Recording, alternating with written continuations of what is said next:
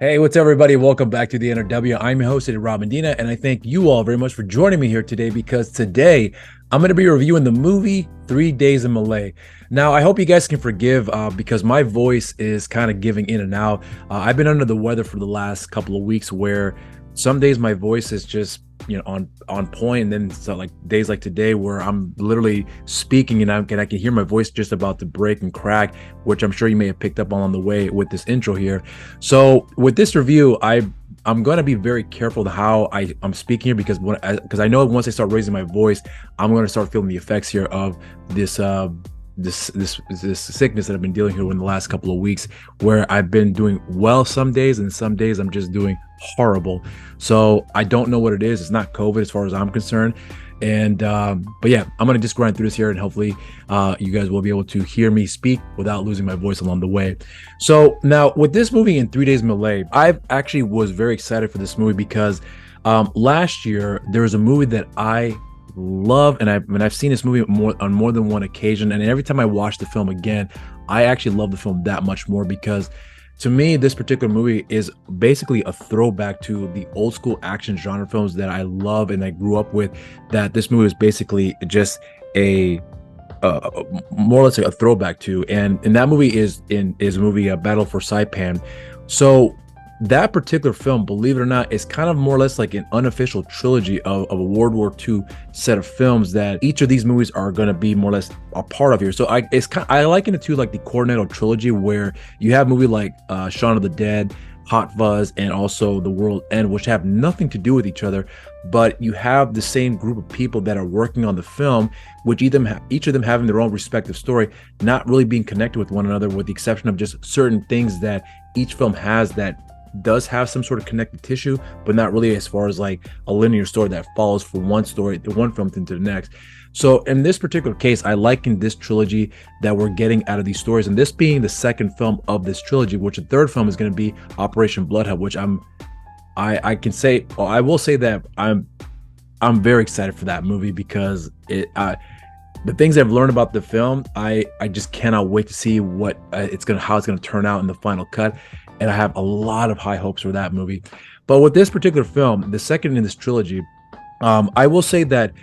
as much as I did enjoy the movie, I still think that Battle for Saipan is the better film of this trilogy so far. But there's still a lot of great qualities that I've taken away from this movie that I will point out in this review here. Now, I will not be getting to any spoilers because even though this movie came out last week, as of this recording, back in August 11th, which is available right now on VOD, and I think it might be available in some select theaters as of right now. So I do have a lot of great things to say about this movie because I'm going to point out something real quickly as I get into my review right now, which is that I actually read some reviews online that have pretty much bagged on this movie, and I can understand why they're pointing out some of the flaws that they've had major issues with this movie. But for me, knowing what it took to make the film, and I'm not a filmmaker by any means, so I can't talk as if though like I know how hard it is to make a movie because I have no experience in that capacity. But understanding the hard work that goes into that, you can see that a lot of the hard work went into this film. It's something that I wish a lot of people take the time to really consider and look into and understand the work that went into making this film, and whether or not some things didn't work out as well for them, but to dog a film for that just because it didn't turn out as well, I think it's something I would like for us to reconsider and take the time to understand where each of these filmmakers are coming from and understand what they had to go through to get the pieces put together here. So there's a lot of things that I've taken away from my experience in watching this movie after reading some of the reviews when I went back to watch the film that made me realize something about why I love to do reviews, which is that I appreciate the hard work that goes into making a movie, even if the film is not something that I really liked at all. And believe me, there are a lot of films out there that I don't like at all, but I do appreciate the hard work that goes into making a movie. So I'm hoping that with you guys, if you guys come across reviews online about this movie that may not turn out that are saying the movie's not very good, I still hope you guys take the time to consider and just checking it out for yourself and make that decision for yourself, despite what someone may say, being that the movie's not very good for them, or they're saying the movie's terrible and don't watch it. But I don't agree with that notion there. So for me, I will get into a lot of the plot synopsis here. No spoilers here at all, of course. And of course, I'll get into my positives, my negatives, and then My rating. Inspired by a true story, Marines stationed at an airfield in Malay during World War II get wind of a coming raid by the Japanese. Unable to get reinforcements approved, they engage in a harrowing 3-day battle against enemy forces. And that right there is the film in a nutshell. So now let's get into my positives. My first positive with this movie is that I said earlier in the review that, you know, when I came across some of the reviews that were pointing out what the issues were with this movie, and believe me, I do understand what those issues are. And I do agree to a certain point about what those critiques are about the film, but in actually reading those reviews and then watching the film again, because I saw the movie first, then I read the reviews, and then I watched the film again.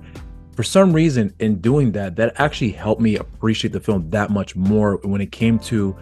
me understanding the hard work that went into making this movie, because this movie was actually shot, if I recall correctly, from what Lewis had told me, in 10 days. So for them to be able to get all the things that they needed in the 10 days, or at least to get as much as they can during that 10-day production, I think the film turned out quite well. And in fact, there's a lot of great qualities that this movie does have when it comes to the setup when you're getting introduced to various other characters. In this case, with the main star in the movie in Louis Mandylor playing the character of John Caputo, who also serves as the director of this movie as well too, which I want to point out specifically about Louis is directing this movie in a little bit here. But then you also have the co-star in the movie in Donald Cowboy Cerrone, who was a former MMA fighter, who I'll be honest, when I remember seeing the trailer for the first time, I didn't really anticipate any sort of like, what's the best way I could describe it? Like any like real, I hate to say it like this because I don't mean it this way at all, but I honestly didn't really expect to get a pretty in-depth character from the character of James, played by Cowboy Cerrone, because from what I saw in the trailer, it pretty much looked like a straightforward soldier. He was just more or less like a tough-looking guy who he definitely does have moments like that in the movie, but it definitely came across for me more as a guy who was just pretty much like, straight to the point type of a scenario where there's not a lot of complexities behind them. But when you watch the movie, as the movie starts from the very beginning, you get to see how this character has been affected a great deal by the loss of his friend, who he served in the battlefield in this one attack that took place in the very beginning of this movie. And then along the way, you come to realize that there's a lot more to that character, where you realize that there's a bigger history between himself and Louis Mandylor's character and John Caputo, where you start to realize that there's something that triggered him, where the value of friendship, the value of family is very, very important for us. He just never learned to get over certain things when it came to their relationship, that he still carried more or less this grudge all throughout these years. And you find out along the way too, without really getting to spoilers, that they had not talked to each other in quite some time. And then somewhere along the way and throughout this whole process, they managed to be able to be in the same base, where they have the opportunity to reconnect and try to resolve their issues. And then they're doing it in a situation where they are forced to have to work with each other, despite the fact that they are pretty much going back and forth with one another. And then because of all the unresolved issues there. And then being forced into that situation, there's a clarity that comes out of it, that you come to realize that because of what they've been able to go through, given their history and what they have to go through as a result of them being at this base where they're being attacked by the Japanese, that they're having to learn to overcome these things very, very quickly. But the way that it was handled, in my opinion, I thought was handled quite well, when you come to see how these guys learn to communicate with each other and learn to be honest with themselves and learn to be honest with each other along the way too, to understand the value of their friendship, even though they've never actually revisited that friendship in quite some time up until this point in the movie. So there's a lot of depth that I felt like the character of James, played by Cowboy Cerrone, did a really good job in establishing it. And I got to give a lot of credit. I'm sure a lot of it has to do with the direction under Louis Mandylor, but it wouldn't surprise me to learn that if Donald Cerrone had really took the time to invest in getting something for this character to really showcase the emotional range that we needed from this character, to really to get to a real understanding of where this guy is coming from, so that way when there is a peak in their emotion where they're going to clash with each other, it all makes sense along the way, that it's not just a wasted just a wasted emotional scene, if you will, that these guys are just picking a fight for the sake of it, just for just for dramatic beats in the movie. Like, there's a well-earned aspect of that story that I thought was handled quite well because of these two respective actors here. Now, I will also point out too that all the other characters that we get introduced in this movie, I will be honest and say that these are pretty much cliched approach we've seen before when it comes to these type of films, when it comes to action films, especially war movies, where you are introduced to various other characters that are sharing a little bit of the background, and you get to see that there's a humor behind them, and there's also a sense of understanding and patience, and also at the same time just wanting to make sure that they can learn to trust each other along the way, because they have to learn to trust each other, because they have to work together, especially on these four situations that they're in. But it seemed like it's something that I always felt like that was handled quite well in this movie. But I'm not going to deny and say that there aren't cliched tropes that we've seen before, because that's very prevalent in this movie. But I'm not going to say that, with these type of films, you just got to, just kind of dial your brain down. I always felt like disrespectful to say, because you can clearly tell that everyone put in the hard work to establish the characters that we're following here, to really get a real connection with them. Sometimes I connect with some characters more than others for one reason or another there, because I didn't have enough time with them, or you just had enough to understand where they're coming from, so that way you have more time to focus on some of the other areas of the story that we needed to delve into further. So it's a lot of picking and choosing what's the best way to tell the story. And I always felt like that they did a really good job in focusing on the two main characters that we have to follow here, in both James and John, both played by Donald Cerrone and also Louis Mandylor.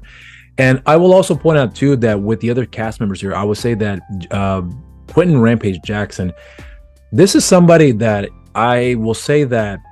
when I first saw him, as far as acting is concerned, in the A-Team way back in 2010, when I saw that movie in theaters as well too,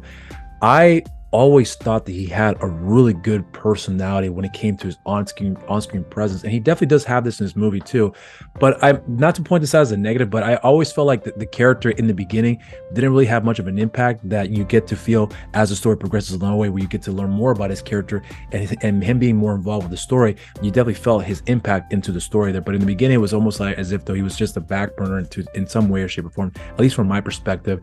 And I did appreciate with what he's been able to bring as far as a levity is concerned, where a lot of people, because he plays a priest in this movie, and a lot of people look to him as for some form of guidance to lead a prayer, like, because apparently, not to say he knows all the answers, but he's a guy that is able to find some sort of calmness in the midst of chaos that's going to follow them along the way too. And when you get to see how he's able to conduct himself in that and understand the value of just learning to stay calm under these horrible situations that they're thrown into here, I really do believe that Quentin Jackson did a good job in showcasing that and establishing that more or less that sense of calmness that everyone is more or less looking at him for, and him to be able to maintain that, and also being a massive guy as well too, and showcasing strength when it's absolutely necessary. That he's not afraid of to shoot guys if it requires for them to survive. So there is a wonderful aspect of the character where he has a set of moral codes, but when it comes to them being attacked and learning to defend themselves, he's not afraid to take the step to do so along the way as well too. So I did appreciate that aspect of the character. Now I will also point out too that when it comes to the directing under Louis Mandylor, I always feel that Louis Mandylor is a truly underrated gem in the industry. He is one of my favorite actors of all time. I've said it a million times before that his performance in The Debt Collector, the first movie, made me a fan of him. Like, I thought his performance was so good in that movie that it made me a fan of him, that I wanted to pursue his other works as well, to see what else he's done. And then as a result of that, I became an even bigger fan of him because of what I've been able to see him do in the various other projects that I've come across along the way. Battle for Saipan is a great example of that. The Brave, what else? Hell Hath No Fury. I mean, just to name a few. And he directed a really wonderful film called Blackout, which is a movie that I think is really, really underrated that you all should go check out. But the reason I was also very excited for this movie is because the fact that they shot this movie in 10 days, Louis is directing it and also is the star of the movie as well too. I always felt like that, this is the guy that you can throw so much at him and he's going to just learn to overcome that in some way or shape or form. And I do believe that he did accomplish with what is necessary to get to do and telling the story in an effective manner. But I will also point out too that I got to give a lot of credit to the writer of the movie, and Brendan Slagle, who is another guy who I've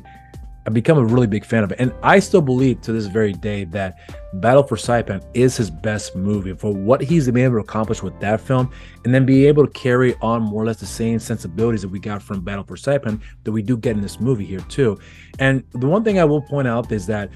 when you're watching, you can tell there's Brandon Slagle's DNA in this movie, but having under the direction of Louis Mandylor, who I think is a really masterful storyteller, it really does showcase in this movie where their partnership really does mesh well when you see how the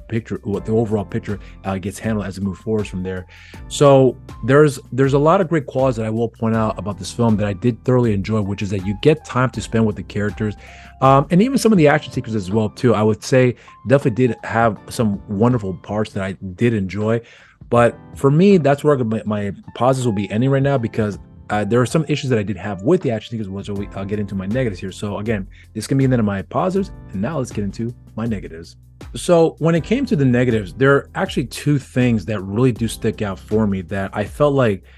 were I noticed it the first time around that I saw in the movie, and then I still saw it the second, third, fourth, and fifth time that I saw the film,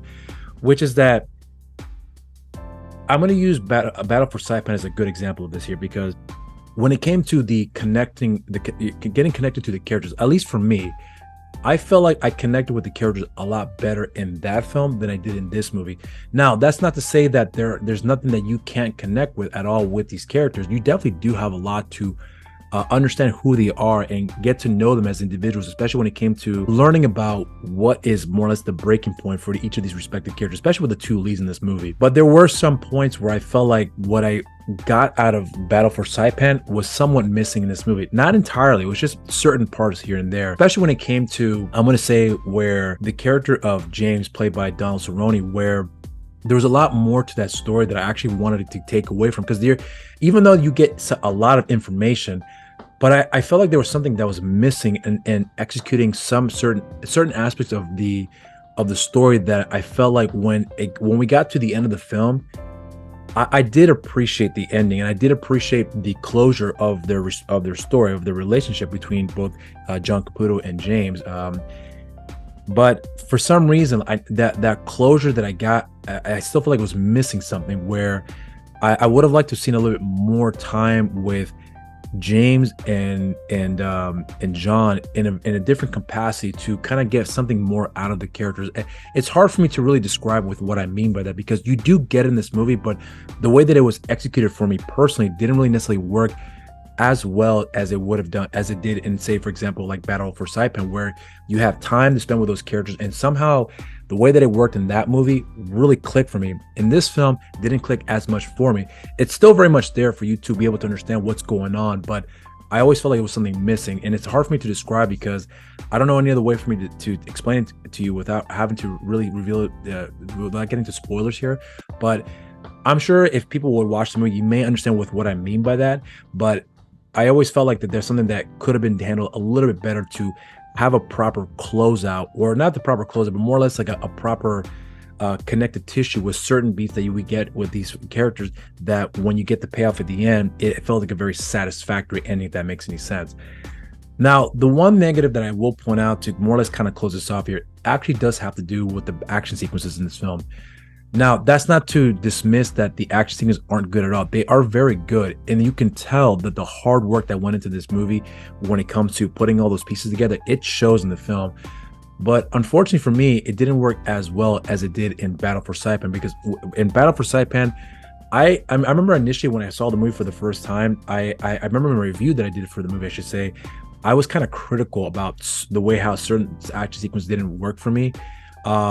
And then when I watched it again, I was like, what the fuck was I thinking? It's actually quite good.